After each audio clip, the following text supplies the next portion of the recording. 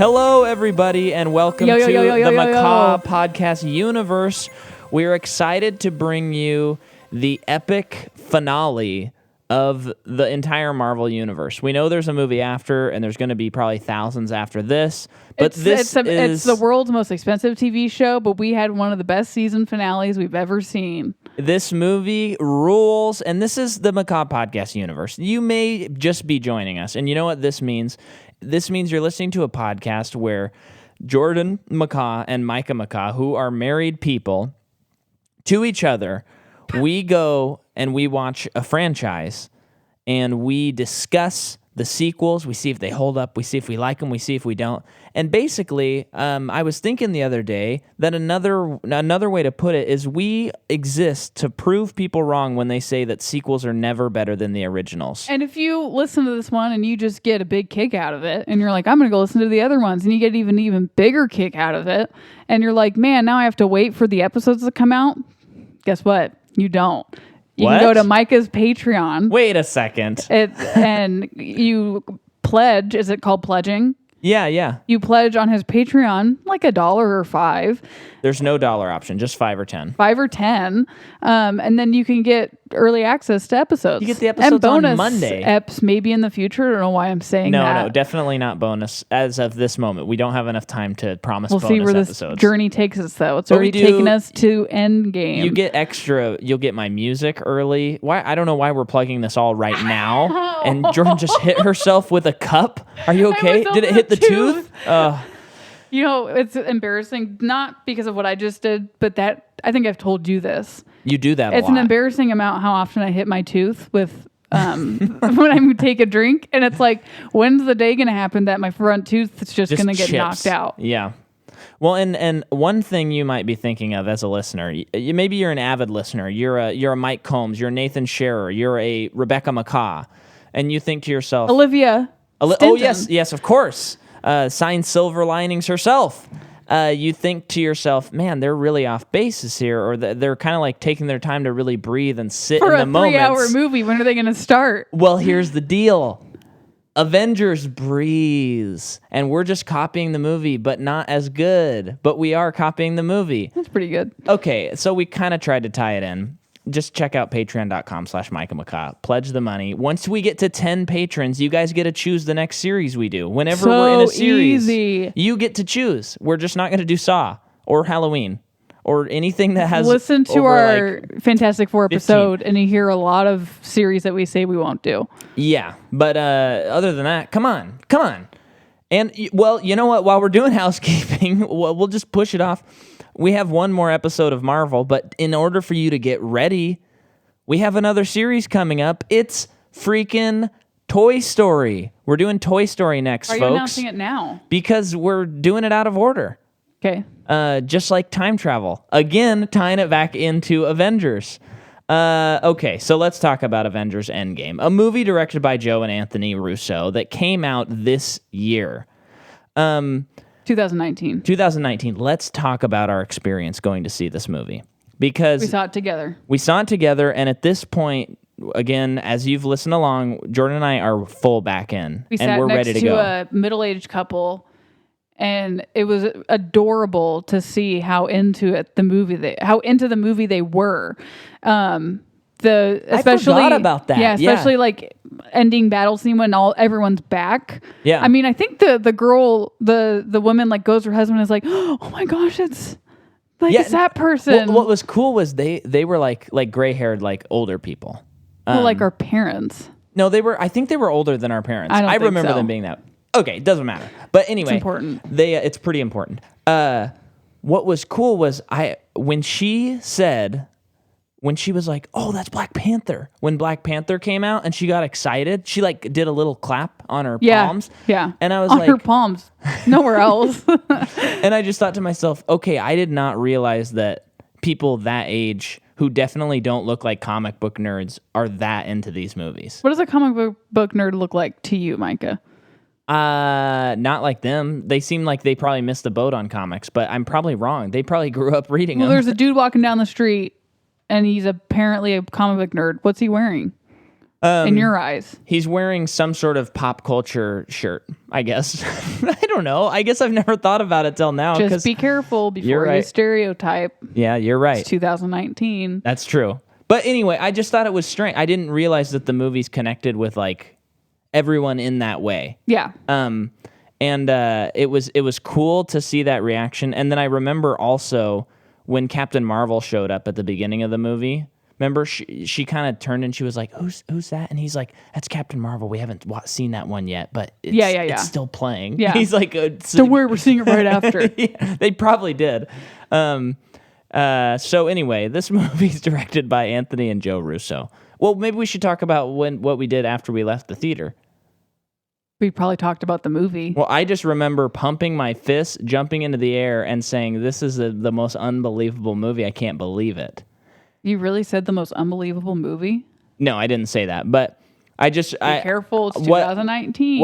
What I want to say is this movie had maybe the biggest expectations that a movie's had since Force Awakens. Yeah, totally. And before that, Phantom Menace. Like, this movie had so much riding on it. And it was going to succeed either way, but this, like, blew my expectations out of the water. What about Harry Potter? Yeah, I guess that one could be up there as well. Micah, it's up there. Well, I'm just thinking of like, because Harry Potter, you have the book, and you have like you have the comic books. I'm joking. I'm joking about that. Yes, yeah. It's just like no one knew what was going to happen in this, you know? Although no, I don't know I'm just trying to think of anything in between Force Awakens and Phantom Menace. Yeah. And that's the only one I can think of, besides The Hobbit, and we all know what happened there. Yeah, that was Trainwreck, not starring Amy Schumer. Wait, what year was Phantom Menace? 1999. Oh, then Lord of the Rings. Why come we even said that? Yeah, I guess so. But again, it's like you know the story. I guess in my head... Who cares? It's Lord of the Rings. No. Okay. To clarify my point, personally, and this is just my own read, okay? And you got your arms crossed and you don't agree, but it's like Lord of the Rings, Harry Potter. We already know that they're great stories. We all they have to do is stick the landing. But like when Phantom Menace comes out, no one knows what it's about, and it's like this huge pop culture thing. What is it going to be? The anticipation, no one knows. Same thing, Force Awakens, they're like, okay, Force Awakens, like Star Wars is back. Remember when we all thought that Phantom Menace was going to be really good? So it's all riding on that. Wait, we thought? Well, I thought we knew. Yeah, it's not good. And then then it's like this movie I feel like is in that category of like the expectation. To me, I thought there's no way that they can meet our expectations. It's just not possible. Whereas when I went to see Lord of the Rings, I'm like, they're going to do it. They killed it on the last two. They got this. And I just... I figured that this movie would not be as good as Infinity War, and I feel like it blows Infinity War out of the water because of the emotional integrity of the movie. Does not feel like 3 hours. And with that being said, time travel movies for me pretty much feel like they're long, even if they're fun, like Back to the Future. Yeah. Back to the Future is a little bit different though. But like a lot of time travel movies, it's just like, okay, now they got to go do this thing that I've already seen happen and all this stuff and doing this again. But I think because this has been spanned out over 20 movies, going back, 23rd movie. Going back was just a lot of Easter eggs. Yeah. So it didn't feel boring to me. And I love this movie. And I remember thinking to myself after I saw it, like, I don't know how any movie is going to beat this movie this year for my number one. And then I saw Once Upon a Time in Hollywood, and I was like, okay, I like that. It's been a long year. And then I saw Ad Astra, and I was like, okay, that's my number one. And then we're about to see Jojo Rabbit. We are. I don't think that has even close to a shot for me. But I think that I'll like it a lot, but I don't think it's going to be like up to this caliber. Hope my expectations aren't too high. I think they might be. I don't know anyone personally who's seen it. Have you? It's not out wide release yet. So okay. I just know like critics have seen it. But yeah, Sean Fadling saw it. Did he like it? He said it was good, yeah. I think Cam may have seen it too. But this movie, it just has this huge expectation. The promise is like, this is what these 22 other movies have been building up to. This is what we're giving you guys. And it just knocks it out of the park. And this whole movie is just like, they're just rounding the bases, like the whole movie. And it's just scoreboard is every inning. They're just striking out the bad guys, and they're just running. You lost that metaphor. running their cute Can you little please butts get into around. the production notes, please? I do just love this movie very much, and it does prove that the sequels can be better, because this is a 23rd We'll get movie in into a it in franchise, 30 and minutes it's the when best you're done with the notes.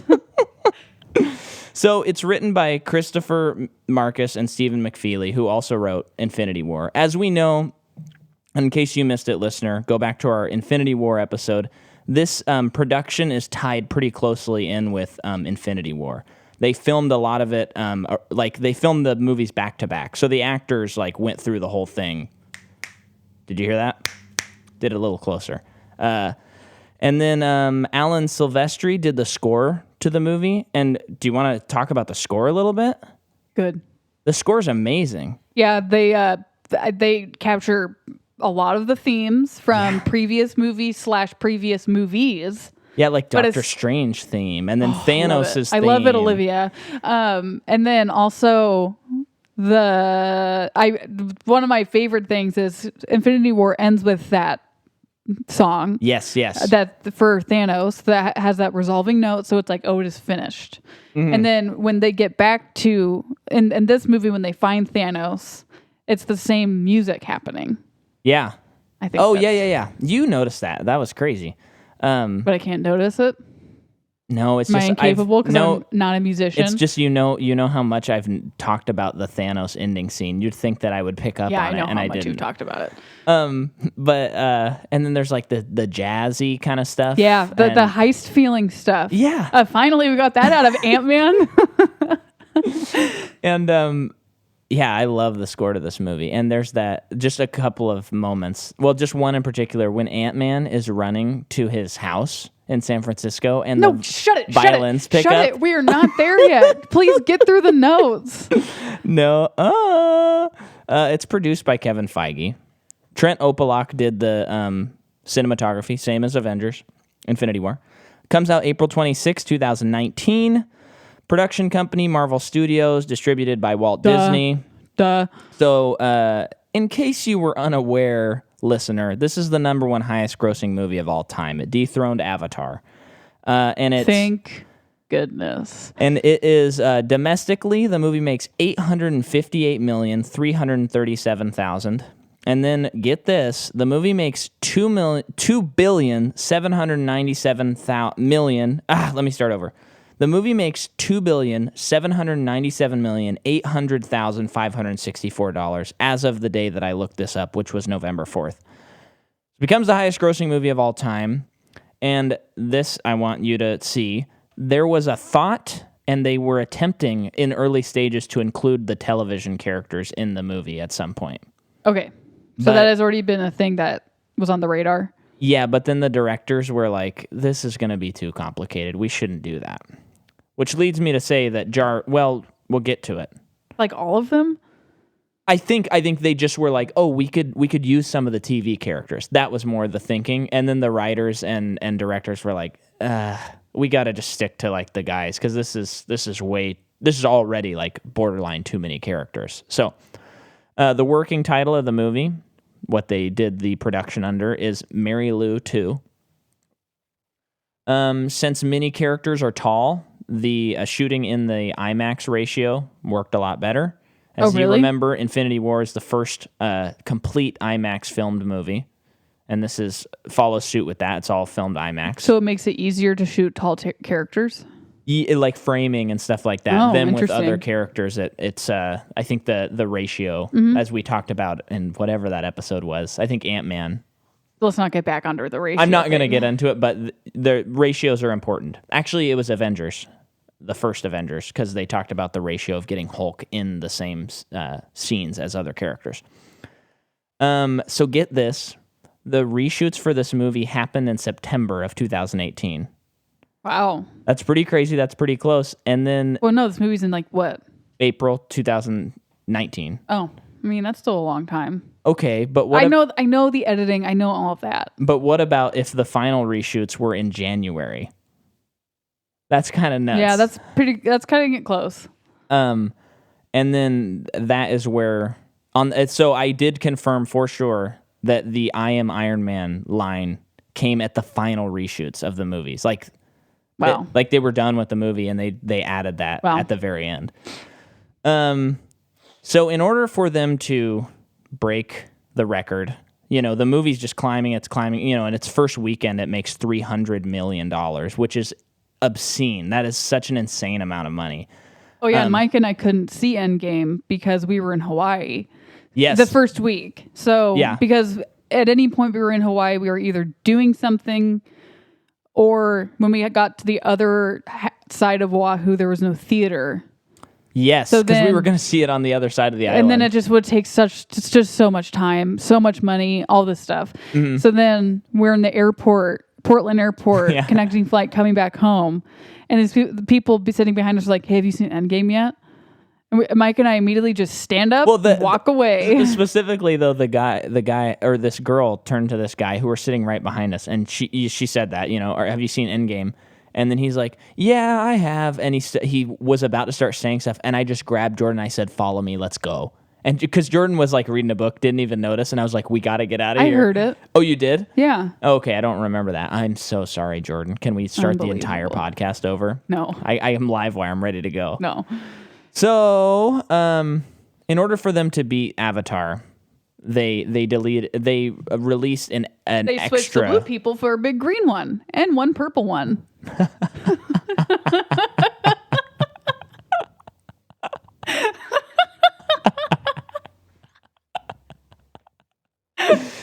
Yeah. I mean, yeah. You don't need to read the rest of it. What I was going to say, though, is they released an extended cut of the movie. Yeah. And I wanted to describe what that did. So I believe either at the beginning or the end, there was a bunch of footage of Stan Lee on the sets of all the movies. Oh, really? And then there was it ended with a title that said, Stan, we love you 3000, which of course is from the movie. And then they showed a deleted scene where Hulk was saving a bunch of civilians. He wasn't like totally finished CG because the scene wasn't released. And that would have been the original return of Hulk, I guess, in Infinity War. Couldn't really get a breakdown of that, and I couldn't find the scene online. I don't understand. They like the directors came on and they're like, hey, here was a deleted scene that was going to be in the movies before Hulk came down to Earth in Infinity War, where he like saved a bunch of civilians, and the cop from Die Hard was like a commissioner of the NYPD. The cop from Die Hard? Do you mean Mel Gibson? No, that's Danny Glover. No, that's John Wayne. I mean, not John Wayne. John McClane. McClane. Oh, you said Die Hard. I'm thinking of Bruce Lethal Willis. Weapon. Yeah. No. But the is that the movie name? Lethal Weapon? Lethal Weapon, okay. yeah. I don't know why I thought about that. Probably because they're both in the 80s. One has one more saxophone than the other. I don't know. They might be tied. Yeah. But, and hey, listeners, that's a good reminder. You could choose one of those series for us to cover. You really could, but we got to get to 10 patrons, okay? If you're going to, please choose Die Hard. I don't know. I love Lethal Weapon. Yeah, it's good. And there's only 4 instead of 5, so. And there's not. I would love to talk about a Good Day to Die Hard. Are you kidding me? That's the first one I saw. It has Timothy Olyphant in it. That's Live Free or Die Hard. Sure, that one. I've seen that one a lot. It was a big Hunt Martinez movie. Yeah. One of my first PG-13 movies. Whoa. We get it. You saw a PG-13 movie. Okay. Okay. And then there was a sneak peek of Spider-Man. And so that's what they used to get people to come into the theaters and break the record for the movie. I don't understand what you're talking about. How were they teasing things? They released like an extended, quote unquote, extended version of Endgame so that they could get people to come back into the theaters. This was like in May, I think. Yeah. Okay. I guess I missed a part because I know that they re-released Actually, I think it was in June. Yeah, and really, the movie, they didn't change the movie. They just added a bunch of like in memoriam of, as a re-release. Basically, just so that they can break the record. That's the reason they did it. They can say other things, but it's so that they could beat the record. And you know what? I'm glad they beat it. I like this movie a lot more than Avatar. And then Downey was the only actor who was able to read the full script because they trusted him. Probably because he's paying for half the movie. Well, they're paying him for half the movie or whatever. Whatever I'm trying to say. Fill in the blank. Is this the movie that Tom Holland spoiled and got in huge trouble? Or he leaked part of the script? Which one was that? I don't know. I think that was Spider-Man. And I just Homecoming? Yeah, I'm assuming I never actually heard what happened, but I know I heard that like way before these last two movies. So, because I think the whole thing on Infinity War was like they didn't tell him he was going to die until he was on set. Remember the last season of Breaking Bad when someone broke into Bryan Cranston's car and stole his script? Oh, yeah. I forgot about that. Did they rewrite stuff? I think they rewrote stuff. I think they did. And it was the second half of that last season. Yeah. So it was like the end. Yeah. I remember being so scared when that happened. I know. I was like, someone's going to tell me. Someone's going to tell me. There was a Vine guy who had this great ending of Breaking Bad. Like like the week before the final episode, he had a Vine that was like the final scene of Breaking Bad leaked. And do you remember the really large guy who picks pockets, who has the very oddly shaped head? Because if you remember earlier, he's in Better Call Saul too. Yeah, earlier in that season, they're like, "You wait in here. The cops are like." Remember, they like trick him into giving him information, and they just have him wait in the hotel. And so it did this whole thing, and on the Vine, it like shows the title card of Breaking Bad, and then it just shows him in the hotel room. It's just the footage of him sitting there, and then it just says executive producer Vince Gilligan. That's pretty funny. And so anyway, Portman did do audio for this movie. So that's Natalie Portman, so people know. Natalie Portman. She did do audio, no visual. That's all reused footage from Thor: The Dark World. So the only thing that she did audio for was, do you have any pants? That's it. Pants? Oh, never mind. Yeah. Okay. And then Redford. So I would love you listeners, if anyone wanted to check. I didn't want to go through his filmography and check. But this is the first and only time that Robert Redford has played the same character twice. No way, really? That's what I read. And that was on IMDb. Sometimes their trivia is not very accurate, but... Thank you for your service. I know, that's pretty cool. And it's one scene. Yeah. Like, that's pretty cool. And he knocks it out at the freaking park. As he always does. He's a national treasure, and he's got the best head of hair in Hollywood, according to Jordan, and I agree. Him plus Kurt Russell, they're tied. I decided after we watched the thing. Kurt Russell's a little younger, so it's like he's the next generation head of hair. Sure. Who's the current head of hair these days? Ooh, I'll get back to you on that. Okay, we will keep you updated, folks. Remember Patreon? No, I'm kidding. And then, would you like to know how the "I Love You 3000" line came into being? I'm still thinking about hair. No, I don't. I mean, yes, I would like to know. Oh, okay. That's something that Robert Downey Jr.'s kids have said to him. Oh. And they brought it into the movie. You know what that reminds me of? What? I'm going to go back to Harry Potter. Okay. But there's... This is a movie franchise. I believe it's true. I'm believing that it's true. Micah got the string from the tea bag in his mouth. Anyway... And the Harry Potter, the Deathly Hallows, everyone should know what happens in these movies at this point because this is a huge spoiler. But the whole time, Dumbledore knows that Harry is a Horcrux and needs to die at one point.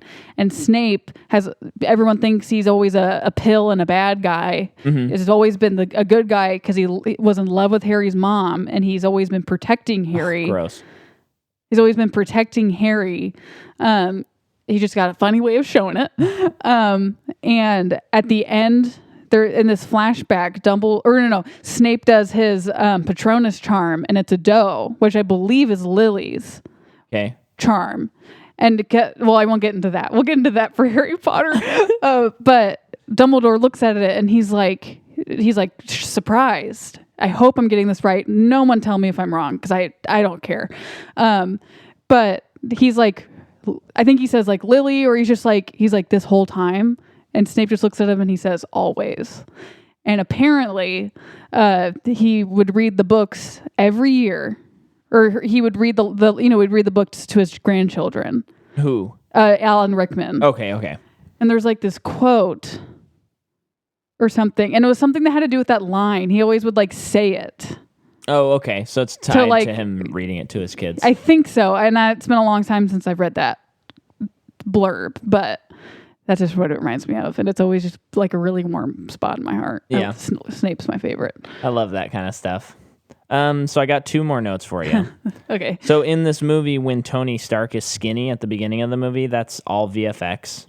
And it just made me think about, not to bring it up again, but it made me think about Joker and how like Joaquin Phoenix like starved himself for the movie. And I method acting is cool, but sometimes I watch Joker and I'm just like, you could have just had VFX, like make it so that you're not being dangerous to yourself. Like, way to go, Robert Downey Jr. for not trying to kill yourself for a movie. Yeah. Anyway, that's just a personal thing of mine.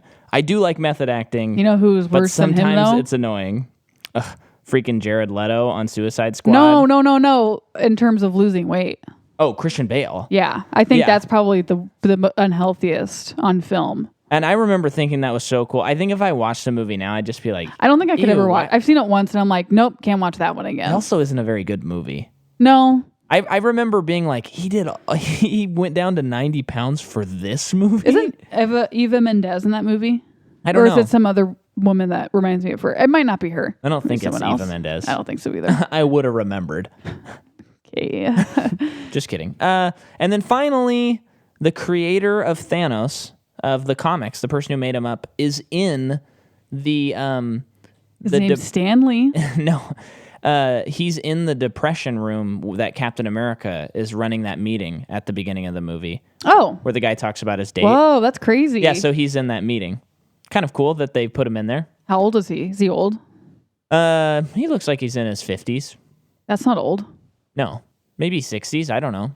So that's all the notes I have, and we have already gone over all of these freaking people, so we can jump right into the movie. Yeah.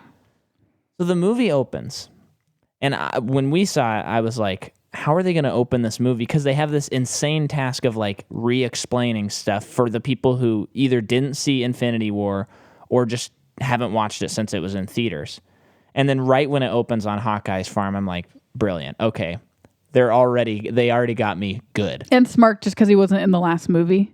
Yeah. And now it's because I remember when I watched Infinity War, him and I believe there's another character that I can't recall right now. They're just not in the movie. Did Hawkeye like quit or take a break because of the Accords thing? Because of Civil War. Yeah, he like went back with his family. Yeah. Because of Civil War. Remember in Age of Ultron, he was secretly living with his family. They get him to come back and help him. And then after that, he's like, no, this isn't for me.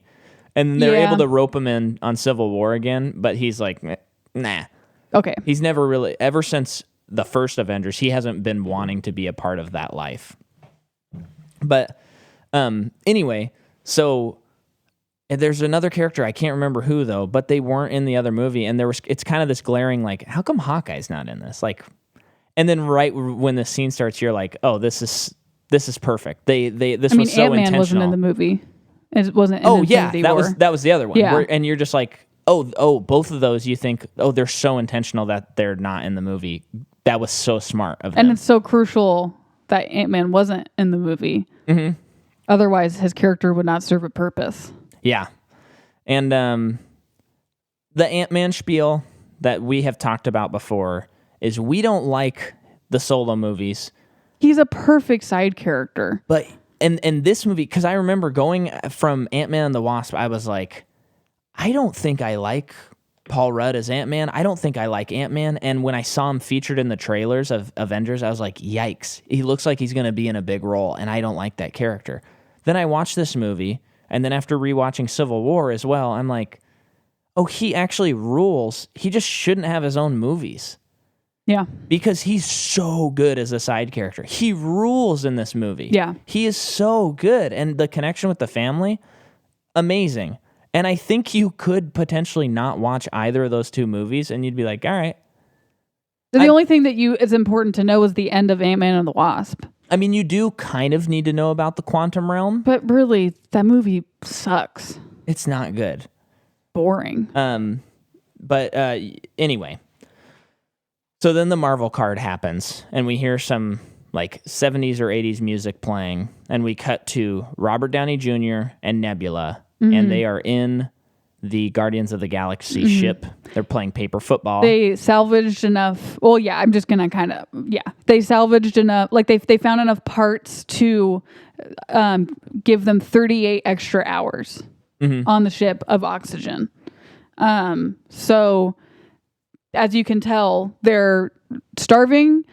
Well, he's starving. She's basically a robot, but it's like, so they just basically barely prolong their life until they're just gonna die. Yeah. And he's come to terms with it. He's like made a little video or voice memo for Pepper, which is a really great really scene. great. And also the one thing that I'll probably bring up several times as we go through the plot, this movie expertly delves like this movie very I can't speak. Are you gonna say how it shows trauma? No, exposition. The way it delivers exposition is so story driven and character driven that it never gets into that realm where you're like, okay, they're just doing an exposition dump. Even when they are. Everything's important. Everything's important. Which is crazy because you're like, the movie's 3 hours. How can everything be important? It all is, baby. 23rd movie in this, so everything is important. And here's the other thing. So, like, you have this scene where he's talking to Pepper Potts, and it's just emotional. It's great. RDJ's doing his thing. He rules. We love him. 3,000, really. And then he's sitting there. It's day 22 that they've been out there. They're running out of oxygen, and he's falling asleep. He's super skinny. And I'm thinking... Super skinny? A superhero super skinny? Uh-huh. And I'm thinking... Before the movie, I'm like, is this movie going to have any time to not be going at 100 miles an hour? And then right off the bat, you're like, oh, they're going to take their time with this movie. Because there's that shot where he's just sitting there, and then slowly this lights up on his face. Really cool shot. Really great acting. Captain Marvel shows up. And to say they do need to take their time because... The half of the universe's population was just wiped out. Yeah. And you can't just be like, okay, I'm just going to try, keep trying. And it's like, I mean, everyone delivers it super well. Like they lost. Yeah. And they are dealing with it in a emotional way, not like okay, we need to do this right now. I mean, 2 days after it happened, they do something about it, but then it's kind of like, well, it's more like a month after. But I mean, like when they find Iron Man, it's been 2 days. Yeah, that's what they said 2 days ago. This happened. Oh, that was that Thanos snapped his fingers. That was after he destroyed the stones. Is what they were talking about in that scene. Oh, okay. Because it had been so whatever. It has not been that long. Yeah, and it's just been crazy because it's like in a way it kind of looks like they're trying to keep things together, but at the same time they really don't know what they're doing. And these are the people who are supposed to know everything. Yeah, and what's so great is they take their time, and they've been like they just trust. They trust that you, at this point, if you are watching this movie, you like these characters and you're okay. They're patient because really. With what the Russos did, like lesser directors would have made this like A to B to C to D to E, like just a quick, and they probably would have made it more action packed, more like Infinity War, which Infinity War should have been that way, and it was. But I was kind of expecting Infinity War in terms of how it was going to play out, like emotionally and whatnot. But this just breeze, and you have that great scene where Tony's back at S.H.I.E.L.D. and Captain America's there. War Machine's there, Scarlett Johansson's there, Thor, and Captain Marvel. Pepper's there too. Pepper, and Rocket too, yes, and Nebula, and Iron Man is just so angry at Steve Rogers, and that to me like makes Civil War a little bit better. Yeah, because seeing that wedge, and he has that great line where he says, oh, yeah, we couldn't stop it because we're the Avengers, right? We avenge. We don't stop anything from happening. We have to go back and take it back, huh? Well, there's no take-backs this time, is there, Captain? I needed you, and you were not there. So let me get this straight in terms of him being upset with him. And I know they had a huge falling out.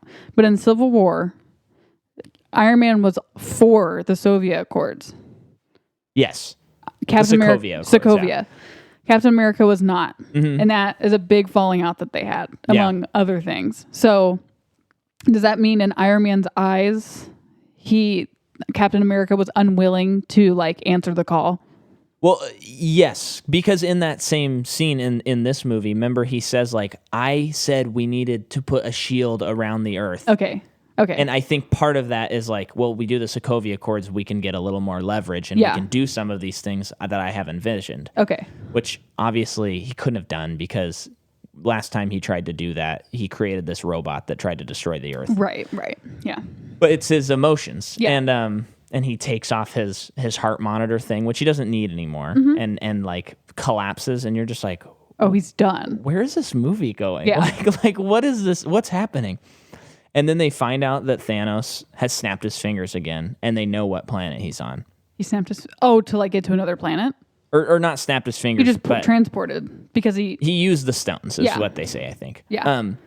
And then they go to the planet, and the music, again, great job, Mr. Alan Silverstreet. The music, like, picks up, and you're like, okay, here we go. Like, something's going to happen. They're not going to get him now, but you know, things are going to go. And the movie's going to start picking up, and then it's going to be action. I think it's cool that he's on a planet that has no other, like, not a civilization on it. There's that no they could other tell. life. That means there's no defense. Yeah, it's just him. No one's expecting them.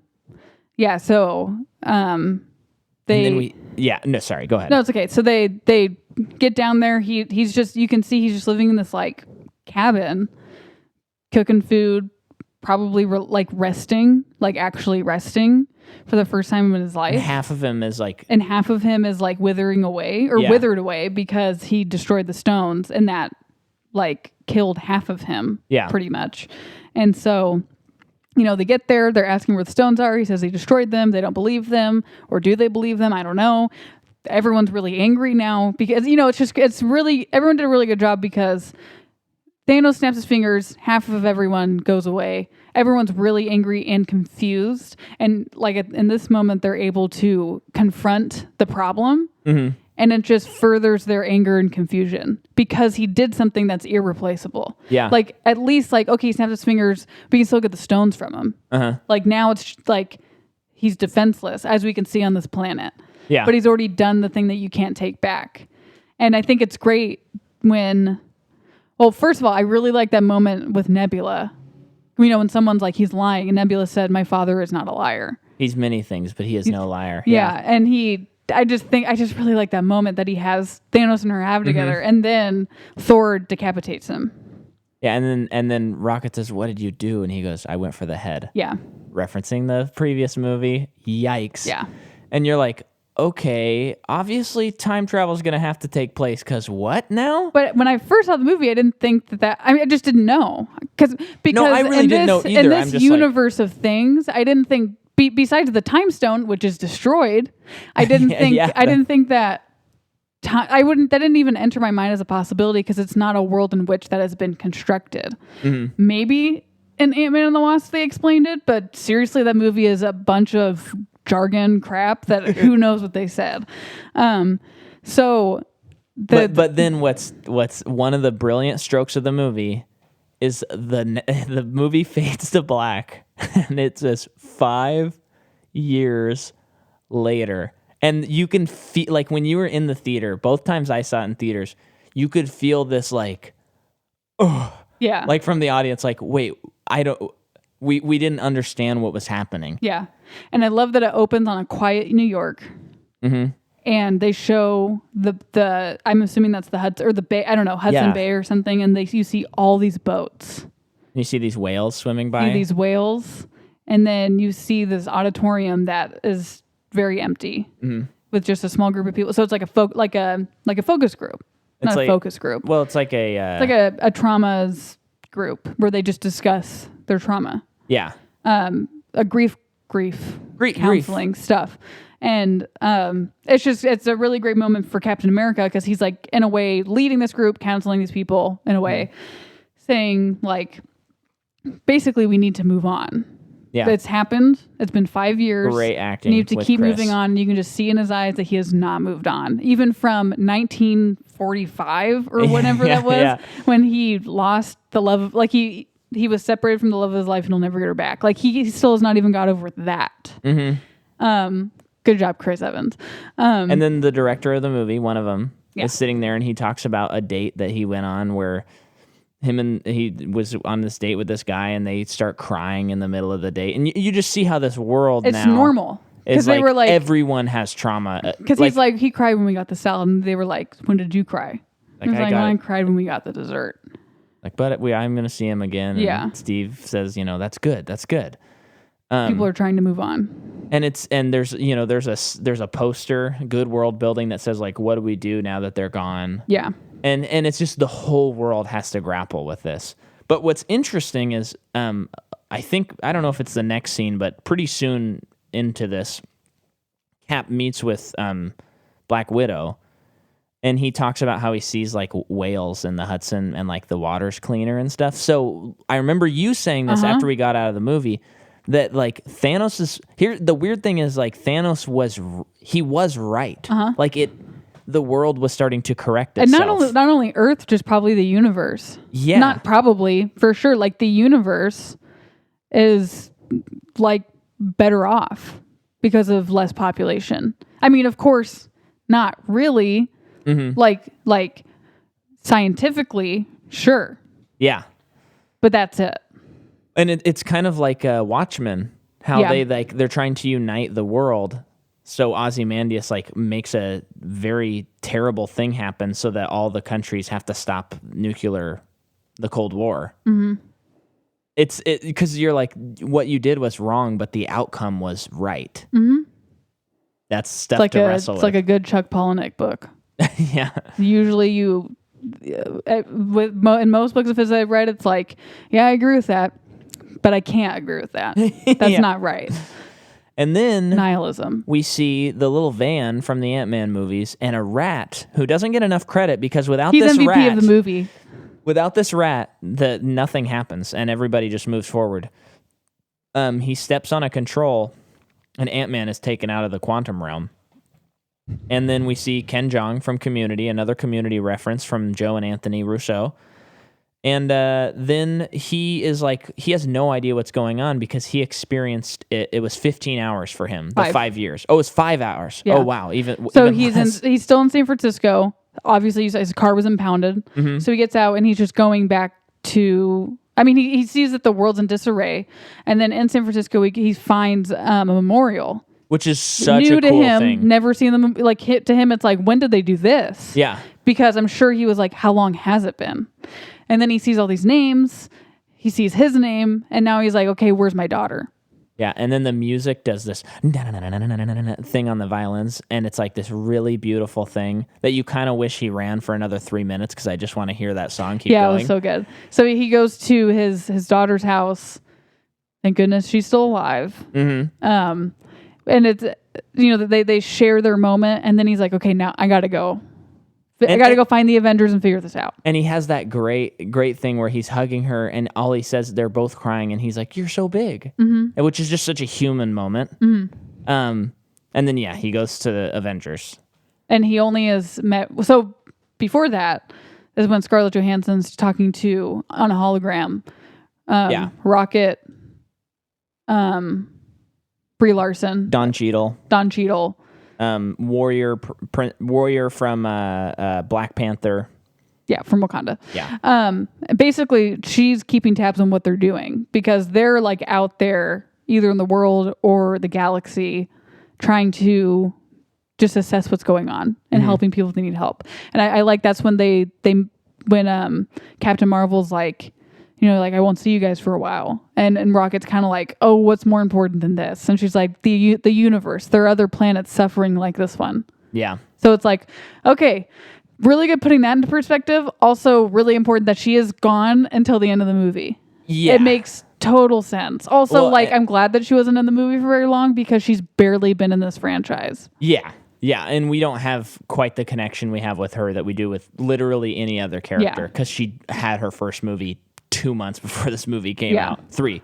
But The other thing is I listened to this Q&A with Christopher Marcus and Stephen McFeely, and they talked about, like, the guy asked like about Captain Marvel, because before the movie came out, there was much, I think people expected her to be in the movie way more than she was, because she was in a lot of the advertising. There was that shot of the axe coming next to her, and then, like, you know, at the end of Infinity War, you see her insignia, and you're like, oh my gosh, she's gonna be like the key to this whole thing. And she's just the Deus Ex Machina. But she does save Tony, which is part of Deus it. Ex Machina. But I mean, at the beginning, she saved. Oh, I guess that is still okay. I see. We're gonna argue about this one now. No. But I think she the writers were kind of like, you know, she's really powerful, like comic book wise. She's like one of the more powerful people, and she's kind of more powerful than a lot of our Avengers. We just had to figure out a way to sideline her for the movie, so that we could, like, actually tell a story, which I thought was kind of funny to see into the insight, because to me it actually feels really natural when I watch the movie. I'm like, that makes sense. Yeah, totally. And since her movie does deal with Earth, but it deals with a lot of other things besides Earth and the Skrull people, you're like, yeah, I buy it. Yeah. But she's got to do a bunch of other stuff. Yeah, totally. So she even says, like, you won't be able to hear from me because I'll be, like, way far out. You know? Yeah. And then that's when Don Cheadle tells Black Widow, like, he was in he's in Mexico. He's found a ton more bodies in this warehouse. They're all cartel people. And they say someone's name that you probably have never heard of, although you technically have. Clint Barton. Yeah, and you're like, huh? How many who? And then you're supposed to know that that's that's Hawkeye. And then basically you find out that, like, so his family's gone. It's Black Hawk Down. He Black Hawk Down. He learns about the blip, and then he's like, oh, so all these bad people just get to stay? I'm just going to go kill them ruthlessly. Not even going to give them a fair trial. They're dead. So he's been killing people. What's cool, though, is I think the implication is more, not that he's just killing bad guys, but he is upset that good people are gone and bad people are not. Like his in his mind, Thanos' justice was not fair. It was yeah, you're right, but it was, so he's correcting it. But to Thanos, it's fair because it's random. Yeah. Yes. But that's what's just so brilliant about this movie is each person deals with the trauma in such a different way. You know, like, Steve can't get past it. Natasha's like, this is the only family I've ever had, and a lot of them are gone now. I don't even know what to do except for just keep my head down and keep working. Iron Man finally accepts getting a family, and he at least attempts to rest. So he's, like, actually becoming a better person after this. Hawkeye's like, no way. Like, I'm killing these bad guys. And two interesting things about hair. That's important to yes, this is important. First of all, Scarlett Johansson's, it's just interesting because her hair changes so much from every movie. Mm-hmm. And this one, her hair is, like, grown out a ton, which shows the depression. And the 5 years. And the more than that, the depression. Because she doesn't care about that. Yeah. And then Hawkeye's got one of the dumbest haircuts you've seen because he's a middle-aged man. And he has a mohawk. Looks like he's opening for Skrillex at the EDM festival. Yeah, and it's like, I guess you're kind of twisted now. Don't need to convey that in a haircut. See, and I think it would have been cooler because if he doesn't care about his appearance, what would have been cooler is if he had either a really bad shaved haircut that looked like he did it himself poorly, or if he was completely bald because he's just like, whatever, I don't care. I just need this hair out of my face so I can fight all these bad guys. Yeah. But having, like, a cool hairstyle, which is not cool. I've never liked that hairstyle, but it's pretty goofy. Yeah. And Jeremy Renner is not someone like Chris Evans who can pass for, like, younger than his age. Jeremy Renner looks like, I don't know. He looks like a dad. He looks like he's 44. Yeah. He looks like he's a healthy 44. Yeah. So it's like, okay, whatever. Yeah, weird. And then, but speaking again to trauma, the other cool thing is that Ant-Man hasn't experienced the 5 years, so he's the one who's like, no, we can fix this because he has only been gone for 15 hours, and he's like, or 5 hours. Yeah, so he goes to the Avengers base talking to Chris Evans and Black Widow about, like, time travel could potentially exist. Maybe there's, like, someone who can help us, meaning Iron Man. Yeah. So they go plead their case to Iron Man. Iron Man's like, nope, and they leave. And they're just Well, he's just given up, man. And it's like, well, no, his life is kind of better off than it was because he just chose cabin on the lake, which in a way, but you can tell, not totally, because the whole story arc with Iron Man has been like he, besides his ego, grappling with like, when is it enough? When can he be done and when can he rest? So it's been 5 years. He has a really cute daughter, really happy life with Pepper. And even still, you can like, when he figures out the time travel thing and he tells Pepper, he's like, I can just throw it into the bottom of the lake. I can just do that. And then she's just like, will you be able to rest? And you know he won't.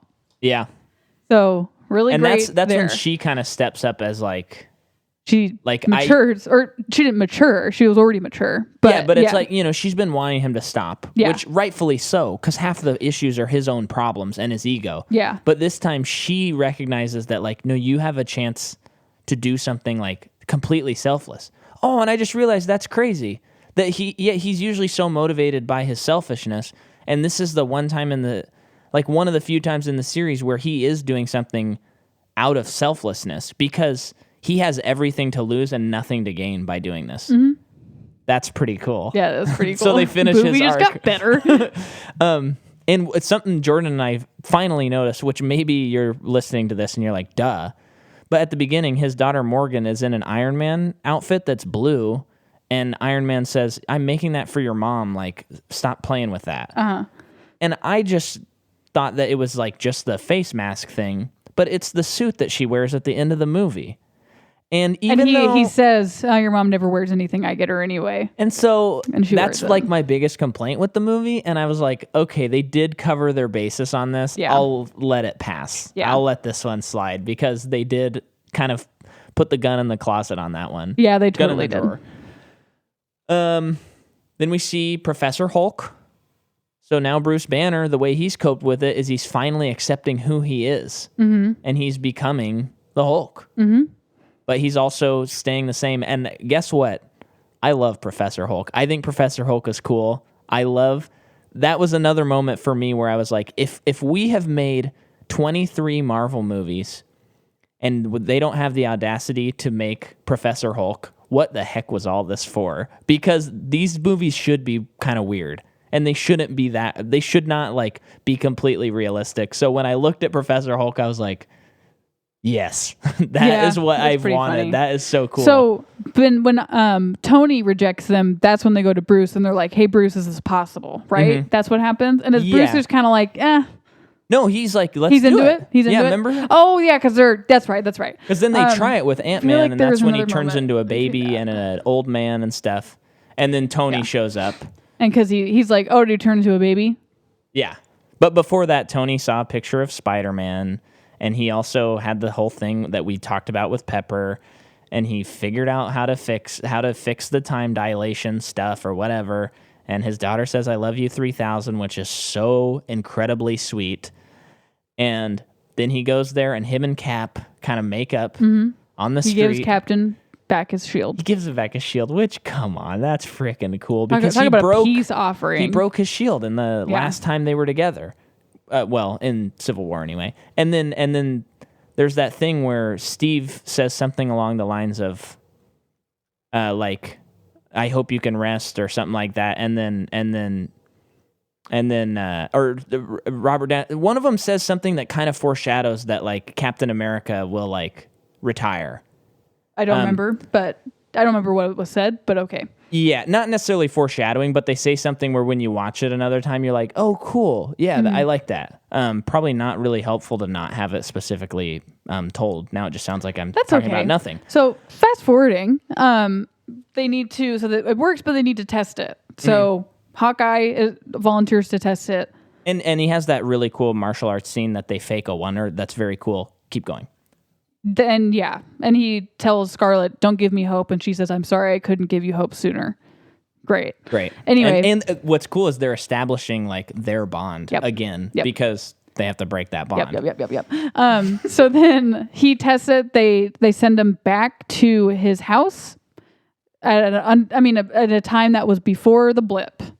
and he hears his daughter. Oh. And right before he can see her, he is taken back to the present. And Yeah. it's like, okay, it works because he has his child's glove. It works. What's great too, kind of before this, more of a montage-y kind of thing as they're getting everything together. They really talk about. They reference a lot of time travel movies and kind of say like, that doesn't work because of this, or like, that doesn't work. Why are you bringing up that movie? And they're just saying all these things like, because of these movies, we know these things. And Bruce is like, this is how it works. And this is smart because that scene is basically them trying to like keep in mind like how everyone is going to go into this movie when they start doing time travel. And Bruce says like, when you go to the past, your past becomes your present, and then the present that you just left is your future past, or it's something like that. Like you can't change that because you're the person that left that timeline, basically. And then later, Tilda Swinton will say that they like create branch timelines, which is alternate realities, which is why they tricked everyone with Mysterio and Spider-Man Far From Home with the like the alternate universes, because it seemed like they were setting that up in this movie. Yes, that's right. And then that's why when he turns out to be Mysterio, even though we all knew that. Anyway, but so then another montage sequence. Well, what we haven't mentioned at all is Thor. Oh yeah, okay. That's what I was forgetting. Because Hulk and Rocket go to Norway, where New Asgard is. Yeah. Which we realized that's where Odin died. Norway? Yeah, they were in Norway. Oh. I think it was Norway, but it was where Odin died, which is so cool. Oh, I think it is Scotland. Just because of Celtic folklore. And that's where Odin was. Okay. So, yeah. But Thor has dealt with it by, he can't even hear the name Thanos without freaking out. He has been overeating, and overdrinking. And here's something I want to point out. There was a little bit of flack for the movie for fat shaming. Now, I couldn't disagree with this more, and I did count on my hand. There are 2 fat jokes in this whole movie, and they're both by like wisecracking people who typically make fun of people in the movies. And why can't they have a why can't they have a visual representation of depression in the movie? Like, I think why like Scarlett Johansson's hair is like grown out. That's one visual representation. I really like that they did that. Why can't they make someone fat? Yeah. And then also, I think it's so interesting that it's Thor of all of them because he's a god. Yeah, because it's like the most like human thing someone like can do, like being like getting to that weight. He's not even obviously from Ragnarok and his previous movies, he is not above loss and trauma. Yeah. He has lost, he's gone through so much trauma, like a lot of them, but like I feel like we've seen in his story presently more loss than the other ones. Yeah. Would you agree? Just because he's had more movies. Yeah. So it's like, why can't he like finally just be like, you know what? I don't care anymore. I'm just going to eat pizza all day and drink beer. Yeah. And to one extent, you're like, yeah, I guess you've earned it. Yeah. But you do see that the issue that like I think Hulk kind of plays upon is like, it's not that he is fat. It's like, we know what you are and what you love, and this is not you. Yeah. And your body is reflecting that. Yeah.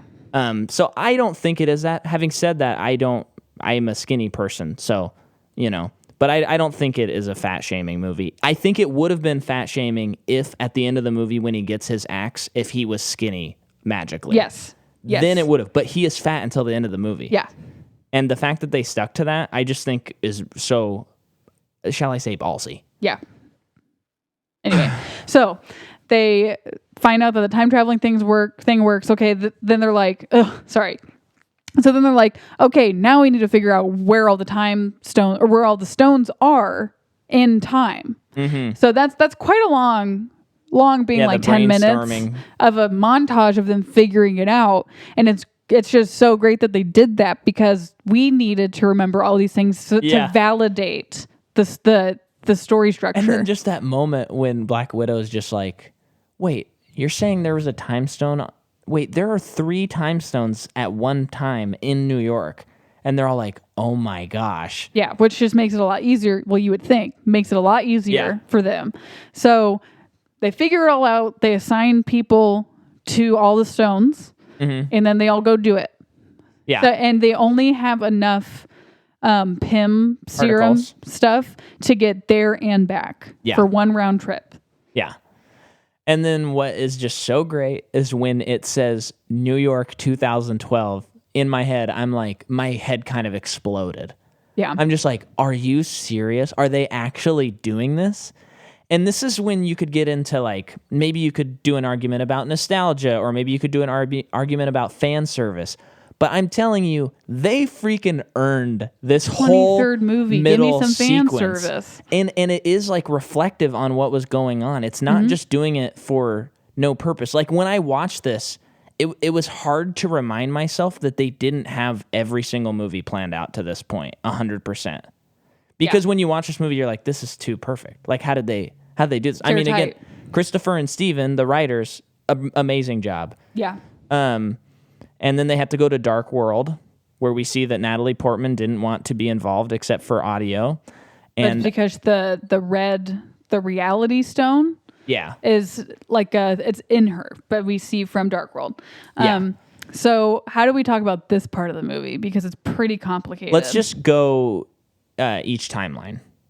Let's just go through it till they're back, and then we'll do the next one. Okay, well, Thor's easiest. So Yeah. they go to Thor and Asgard. Rocket. Thor and Rocket go to Asgard. Thor's freaking out, just wants to drink wine. Rocket slaps him, tells him to get it together. Thor can't get it together. Rocket goes and gets the stone out of Natalie Portman by himself, while Thor is talking to his mom, which he shouldn't be, but he's talking to his mom basically about how terrible he's doing and how terrible everything is, and how his mom's like, she basically gives him confidence back. Yeah. And it's like, it's so well done that he didn't actually do it. He didn't contribute because he still couldn't. And he needed his mom. He just needed his mom. And I also really like, too, that he's trying to warn her that she's going to die today. And she won't let him tell her. I mean, I just assume that she knows. Yeah, or does she knows that she's she a knows? witch, so if she she's knows like, that she should, it's not important.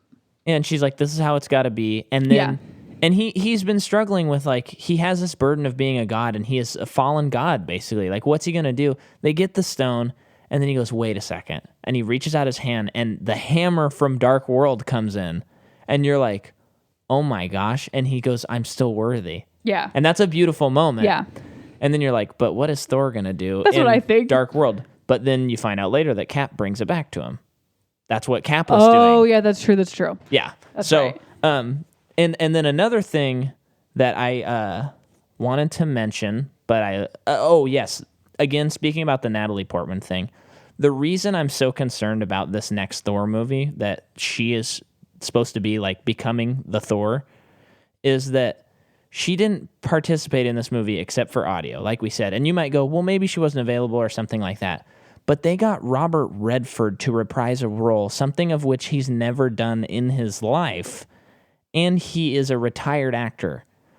And I'm sure he shot it beforehand, but still, they got Robert Redford. So I'm pretty sure Natalie Portman doesn't like being in these movies. That is my theory, and that's Money why grab. I'm just going to say I bet Thor 4 is going to kind of suck. Unfortunately. I don't want it to. I'd like them to finally make one that's like through and through good, but I think it's going to suck. Unfortunately. Anyway, going back to the movie. One moment that I like too was when Rocket is trying to get to talk Thor up into doing this thing. Mm-hmm. He mentions, he's like, hey man, you're not the only one who's lost people. I'm trying to get the only family I've ever had back. Rocket's motivations. Mm-hmm. Not like he needed to say it, clearly defined though. And then we were taken to, I forget the planet's name, but at the beginning of Guardians 1, when Peter is on the planet to get the power stone. Yeah. So it's original, like at first it's Nebula, Don Cheadle, Black Widow, and Hawkeye. Hawkeye and Black Widow go from that planet to Vormir to get the Soul Stone. Mm-hmm. So we're on this planet for the beginning of Guardians 1. Nebula and Don Cheadle knock Peter out because he is listening to his Walkman. And they hilarious. Do that cutaway where, we hear the music and it's replaying Guardians. And it's him just singing and it's just silent. And he's like out of tune. And then Don Cheadle's like, so he's an idiot. Yeah. So they get the Power Stone. So Don Cheadle's like, "Okay, let's go back." He goes back, but before Nebula can. And before this, they kept doing a lot of cutbacks. There's so many storylines. I know. The planet's called Morag, by the way. Morag. I wrote it down. So throughout this time, present Nebula and past Nebula have been like interfering with each other. Yeah. And in a way, I feel like it's just cool because I feel like Nebula's already turned good at this point, but it's like, she's interfering with destiny, and that's why Nebula, the past Nebula, is getting this interference, because it's as if she is stepping away from her destiny.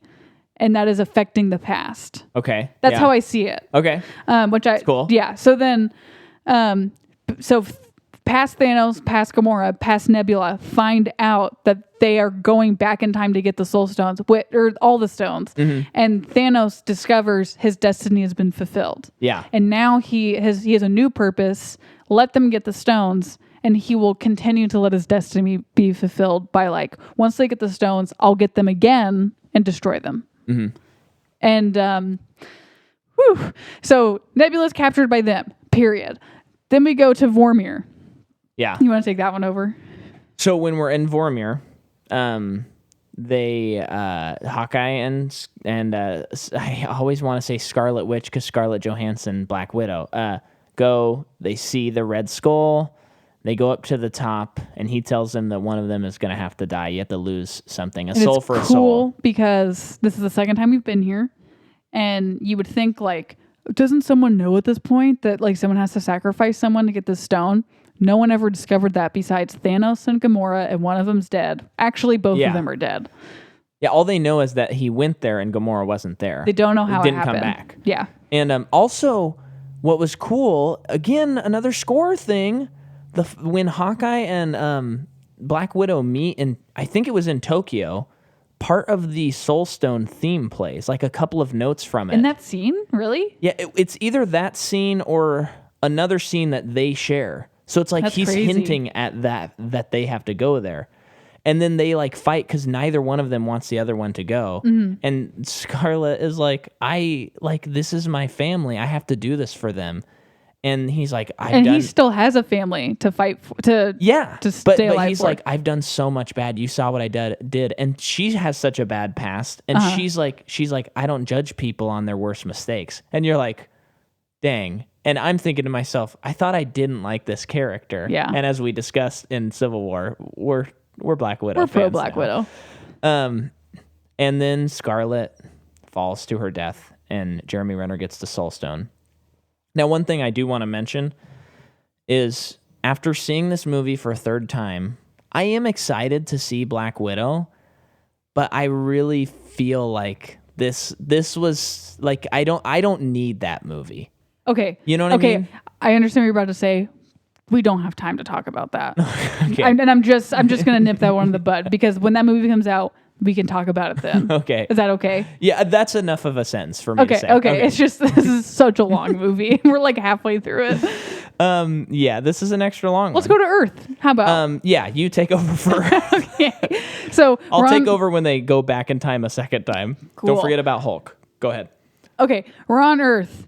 It's 2012, which means it's the first Avengers movie. And we see that epic shot of the original Avengers from the first Avengers movie. They're just dunking at this time. Yeah.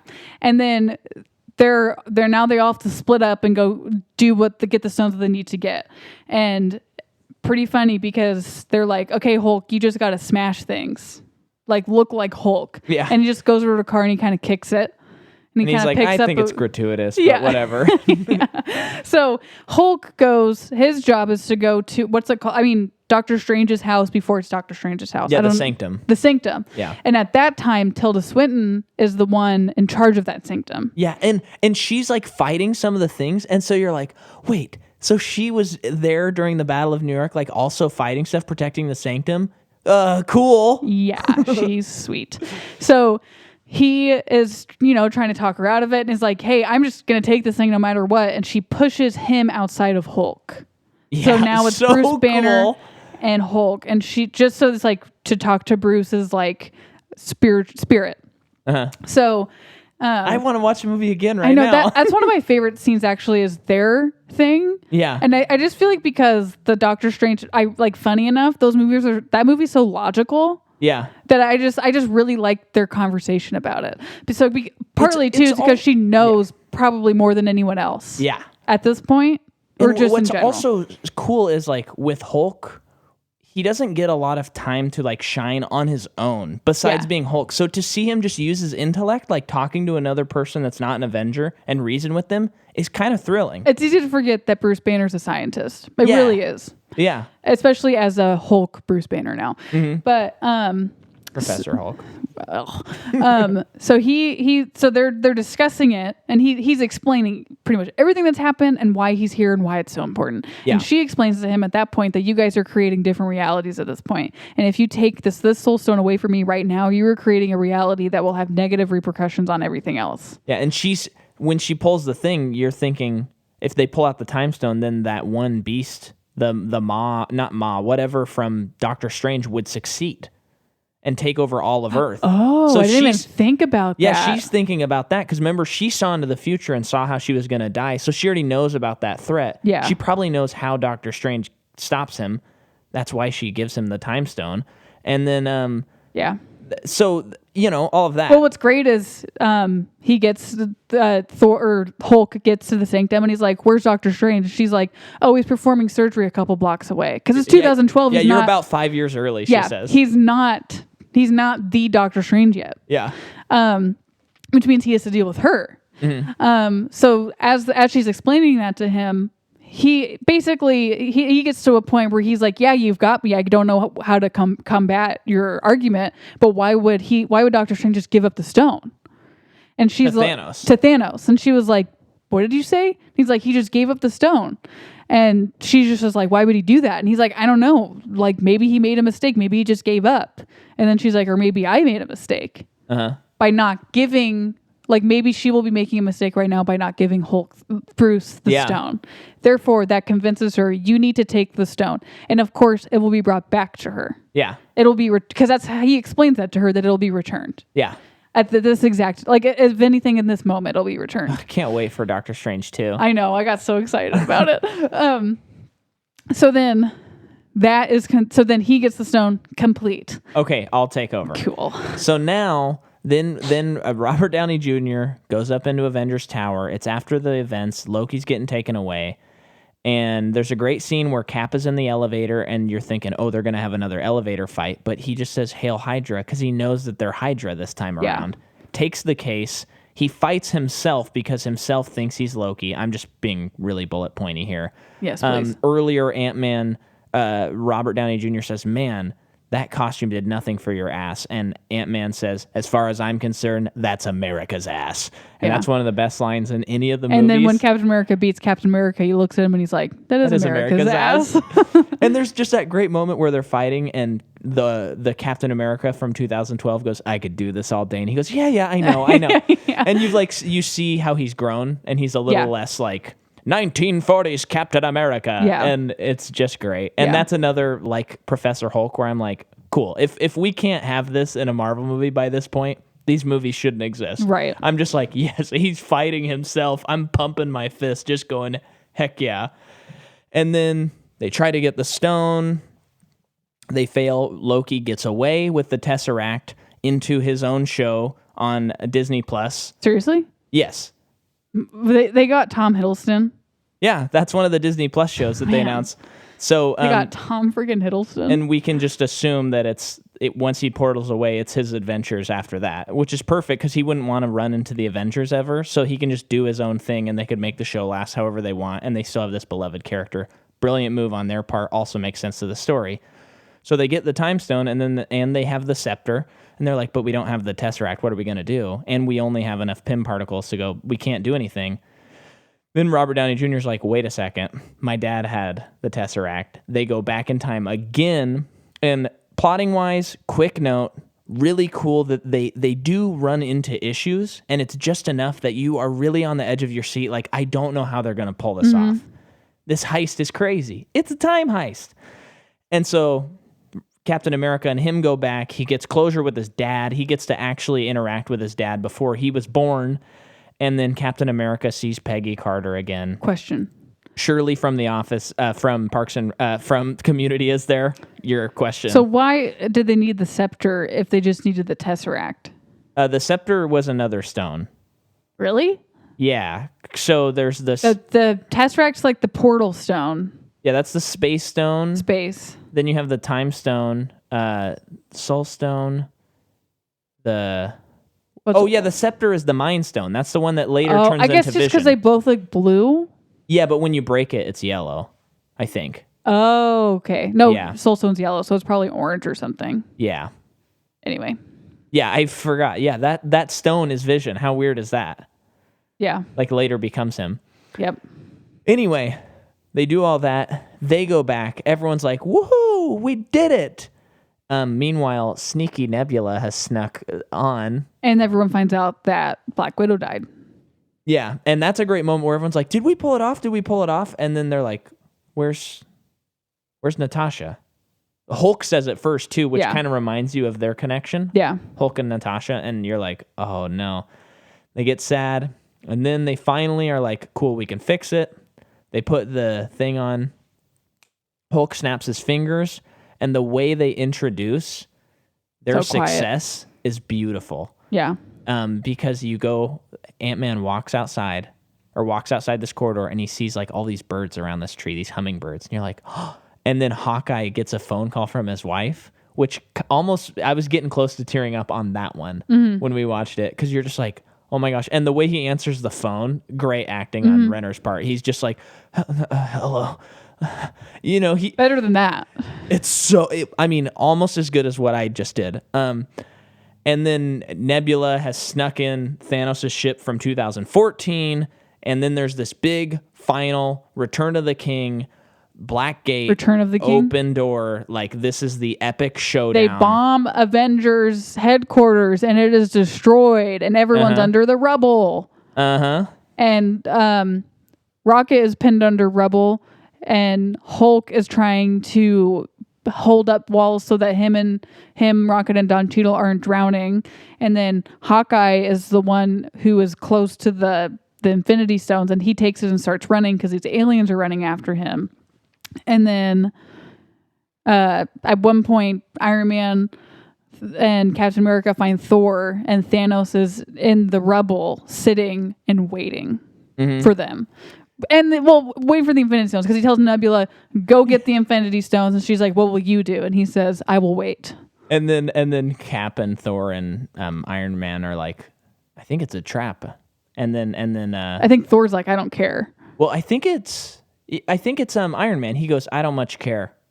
And then he goes forward and they start fighting him. And you're like, this is pretty cool. And it's kind of comic booky action. Like, totally. You can see like how the panels are. Yeah. I mean, I think they did a really good job on this, more than any of the other movies they directed. So, all of this stuff is going on. And then you actually, like, I actually forget that they just brought everyone back in this moment, because it's like Thanos is here, Avengers headquarters is bombed, nothing else matters. But not, you know? And it's not in daylight, let us mention. Not in daylight. There's a nice color palette, like golden and gray. Yeah. So then Thanos' army comes up, and it's like, okay, you see that he has an entire fleet of aliens and cool gorilla troll-looking things. Yeah, those things are awesome. And then it's just the people. And then what's cool is when Captain America, Thor, and Iron Man are fighting Thanos, and they're doing pretty poorly because he's really strong. At one point, he like knocks Iron Man to the side, and Iron Man goes to the side, and you hear someone talk. Oh, you hear a woman say something, and then battle continues for like 2 more minutes, which is a long time, and then Captain America's down, and you hear Falcon, saying like, Cap, where are you? And you're just like, oh my gosh, it's Falcon. Like he was gone. And then a magic ring opens up and Falcon flies through and he goes, on your left, referencing the first time I didn't even catch that. Yeah, he says on your left, like in Winter I'm getting emotional. And so then they do that, and all of this, all the things that they do to connect the series, it's just like, Is it fan service? Absolutely. But again, if you're on board at this point, it's not even fan Also, service. if it wasn't, I mean, I don't even know, like, technically it's fan service, but at the same time, it's like, if they didn't do it, this movie would be lame. Well, and I think it was David Sims who said, he was like, at this point, it's not fan service anymore because it's like a language we all understand, all these Marvel movies. So you can't like Thank you, David. You can't say these things are like fan service because you know the stuff. Yeah. And then Black Panther walks out. And it's got the Wakanda theme song going on. Yeah. And then Spider-Man swings out, the Guardians come out. Oh, that you get Doctor Strange goosebumps. flies in, and you're just like, no way. I mean, it's such an incredible moment. It is like, it truly, like, that moment alone is like, this was worth watching all these movies. This was worth watching Ant-Man. Gosh. Like, this And there is was a time it. where I couldn't give a rip about any of it. And now I'm just like tearing up watching all of these people zoom in and you see their fleet battled like against Thanos' fleet and you're like, oh, it's over, man. Yeah, and they're doing the smart thing that you have to do if you're doing a big battle. You have to give people problems to solve within the battle and little mini stories within the battle, or it gets so boring. And they're doing it with, like, they have to get the gauntlet to the time machine van that later Thanos will destroy. And they have this... Because were they just going to put all the stones back? What were they going to do? Yeah, take them back in time and put them back where they should go. And then they do the thing, and if you don't like it, you can talk to me off mic because I can go off about it. They do the sweet girl shot that has all the girl heroes, and we've had enough just only guy shots. It's okay, people, if you don't like that. It's not okay. Also, it doesn't even awesome. feel preachy. It's not. It's just cool. Someone's riding a freaking Pegasus. She's riding a pregnant sis. And I mean, the horse could be pregnant too because it might be a woman. So if you don't like that shot, you can talk to me off mic. And but don't talk to me because I'm done with it. That shot freaking rules, and I love those girls. oh yeah, and Captain Marvel comes in and like destroys most of the fleet, and you're just like, this is awesome. And then you have and Thanos. Remember the moment where Captain America takes the hammer. Okay, wait, hold on. Too, you see that Peter Quill and Gamora. He sees her for the first time since she died. Oh, yeah. And then he's like, oh my gosh, I can't believe I'd ever see you again. And he's about to kiss her and she knees him in the balls because it's past Gamora. She has never met Peter. She has no idea who this and guy she goes is. to Nebula like, you're telling me it's this guy? And Nebula says, it was either him or a tree. Yeah.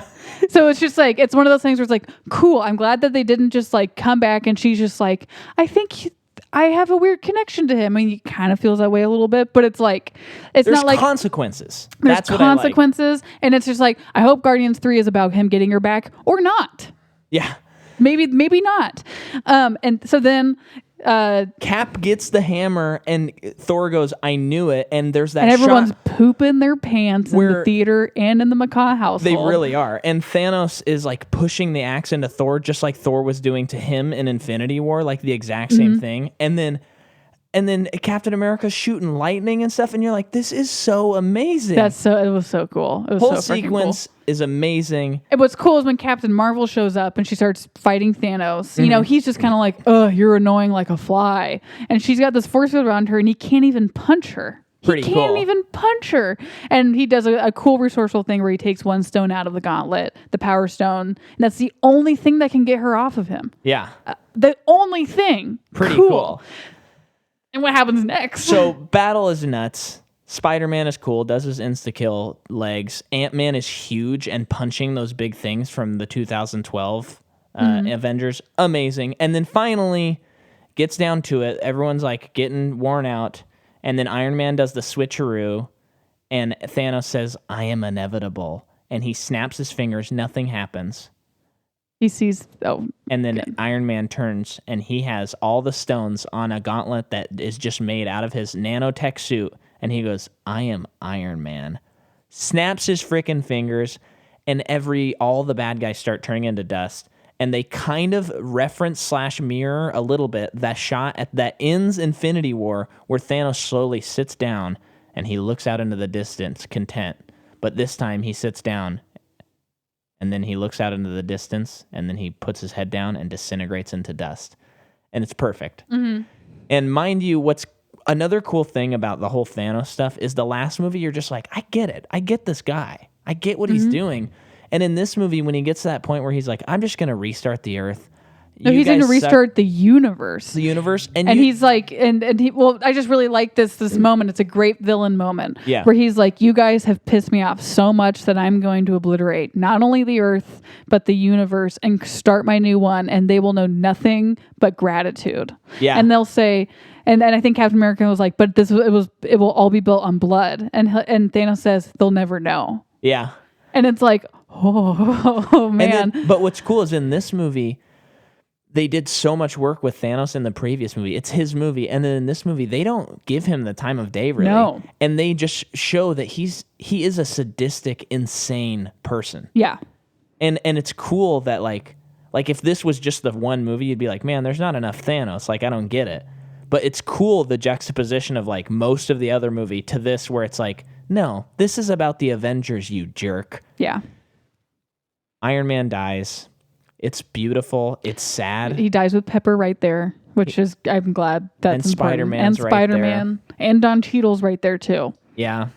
Then we go to the funeral, and there's the little bouquet thing that says, that has Iron Man's heart, and it says proof that Tony Stark had a heart, and they push it off into the cabin. And you see all the people who have touched his life throughout the Iron Man movies / Avenger movies, including the kid from Iron Man 3. Who helped him when he crashed. Yeah. And then one moment that really, this is when I lost it, is when Happy is sitting with his... This gets me every time. His Happy sitting with his daughter on the porch, and he's just like, hey, are you hungry?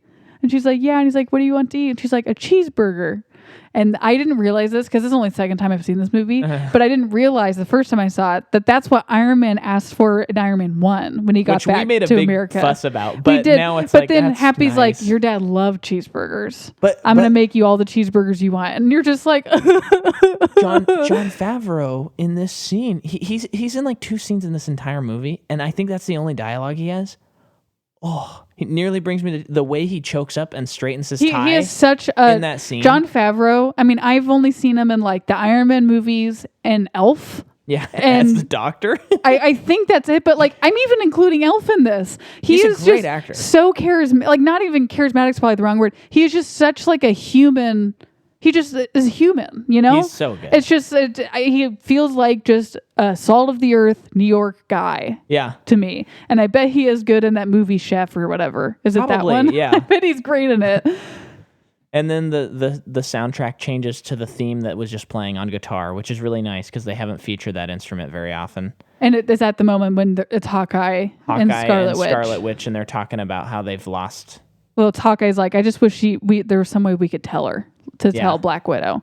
And Scarlet Witch is like, she knows. Yeah. I think he knows too. And then you're like, yeah, he's a computer. He knows. And that's really nice.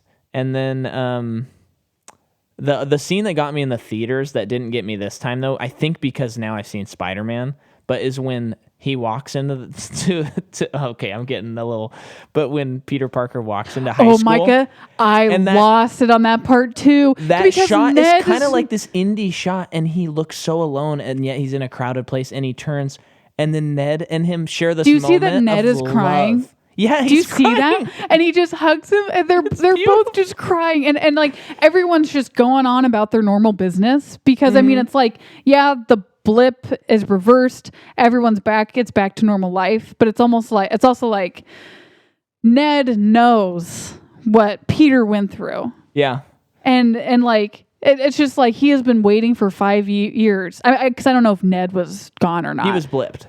Ned was blipped too? Yeah. Oh, okay. So either way. So it's just they're both just safe and they're friends. Yeah. And they're just both I'm rambling here. Yeah. But it's just so sweet. Then we get to the best scene in the movie.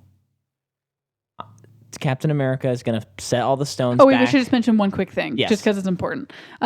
Guardians, they get their due as well. Oh, yeah. Guardians Thor. Guardians back on their ship. Sans Gamora.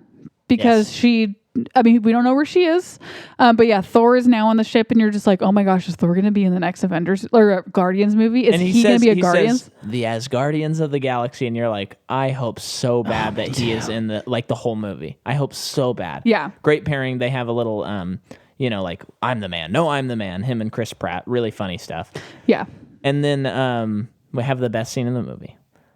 Not this part, but the scene I'm about to say after this. But Captain America goes back and he puts all the stones back and the hammer back. And then he shows up and he's an old man. He didn't show up back in time on the time machine. And they're like, what the heck? They walk over. You can tell Bucky knew everything. He knew what he was going to do. Well, and right before he did it, which I hadn't noticed the first 2 times, but he says Bucky says to Captain, I'm going to miss you. So he knows he's not coming back. So Captain already told him. And quick thing too, Wakanda does get their due as well. I don't think verbally, but it's when Iron Man is doing his voiceover, it's showing them too. Yeah, and then he gives the shield to Falcon, and he's you're the new Captain America. He's an old man now, and then he says like, "What's that ring? You want to tell me about her?" And he's like, "No, I don't." And then it flashes back. 50s music is playing, and Captain America. It goes to a house. I'm getting chills. The camera floats to this house, goes inside, and there's this old music playing, and it's a young Steve Rogers dancing with Peggy Carter, and he finally got the dance. Because in Captain America, he goes down with the ship, and he says, we'll have to rain check that dance. I'm like tearing up. They never get the dance, and he does get the dance. And I just love, I know some people aren't as big a fan of it, but I love that Captain America was able to finally go, you know what, I've done enough. Yeah. And I'm going to enjoy this woman that I love. Yeah. Which it seems it's like so him and Iron Man are the 2 people who would have the hardest time giving it up because they're people who see problems and know that they can stop it. Yeah.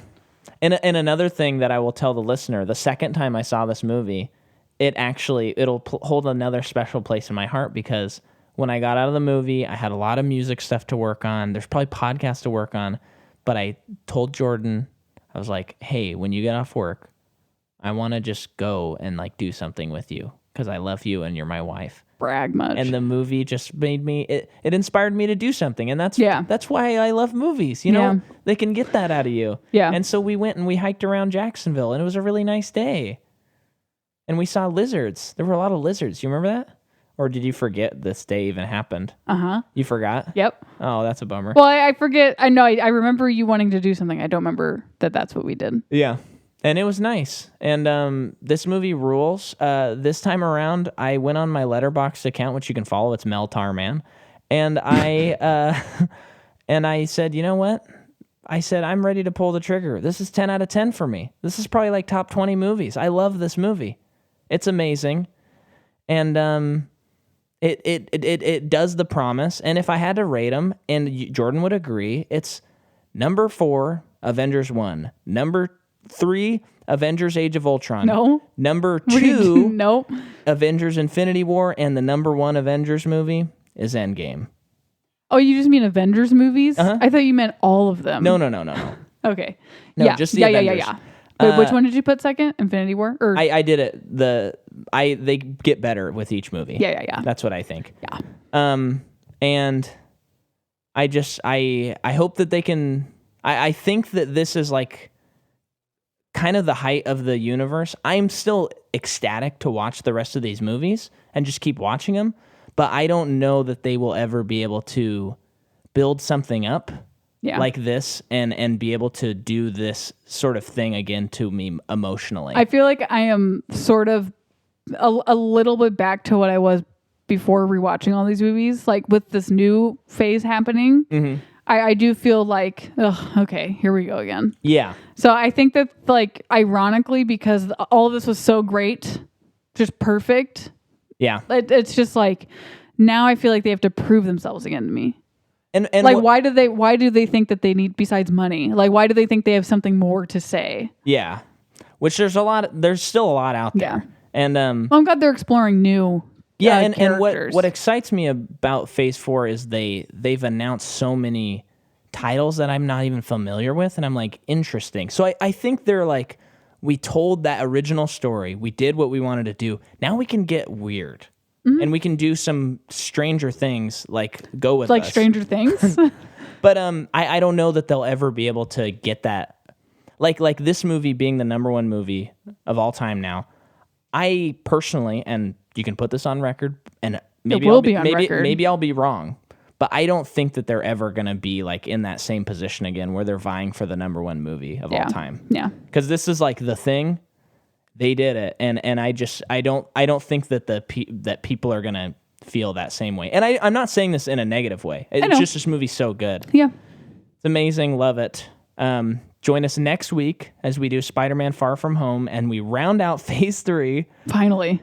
And we can move on from Marvel, except for every other weekend that they come out. And Is that how they're set up? What? What do you mean every other weekend? I meant. Oh, is that just a joke? Yeah. What I meant is just when I just got super scared for a second. No, when the movie comes out, then we'll go see the new ones and we'll do a podcast. Yeah. Okay. But yeah, so next week is Spider-Man Far From Home, and then it's Toy Story. So subscribe. Get ready to get toyed. And comment, write a review. We put a lot into this one. I hope you enjoyed it. Yep. Thanks for listening. Thanks for listening to us talk about movies, one of our favorite things to watch and talk about. And share it with some friends. We want to keep growing. And remember, Micah has a Patreon that you can get. We've covered that. Micah, it's been a long episode. Yeah. Micah has a Patreon that you can get early access to episodes on and listen to his music early access. And there are exclusive songs that I'll be releasing, and there will be things that only the Patreon will be getting. Yes. And actually, I think next week I'll be coming out with an exclusive Patreon song that I won't release anywhere else. Okay. On December 21st, whenever day that is. So, I think it's Saturday. And my album's coming out January 10th. Okay, love you guys. Bye. Bye.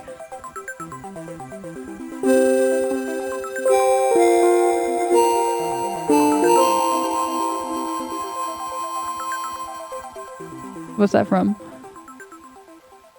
Yes, I'm just gonna sit here and cry. The Office. What episode? What are you talking when about? When Andy tries out for American Idol or whatever. Yeah. He's like, are you just going to sit there? Aaron Rodgers says, dude, are you just going to sit there and cry? And he says, yeah, I'm just going to sit here and cry. I'm totally going to take that and put it at the end of the episode after the music. By the way, just to tell you and listener, you'll be like, oh, that's kind of funny. In the Black Panther episode, we mentioned how badass that one girl was. And oh, it's not a girl. And no, it is. But we talked about putting a badass stamp on it, and I did it today, so that it's like, oh, you did? Badass. Cool. So this is all going to be at the end of the episode. Thanks for listening past the credits. Post-credit scene for a movie that has no post-credit scene.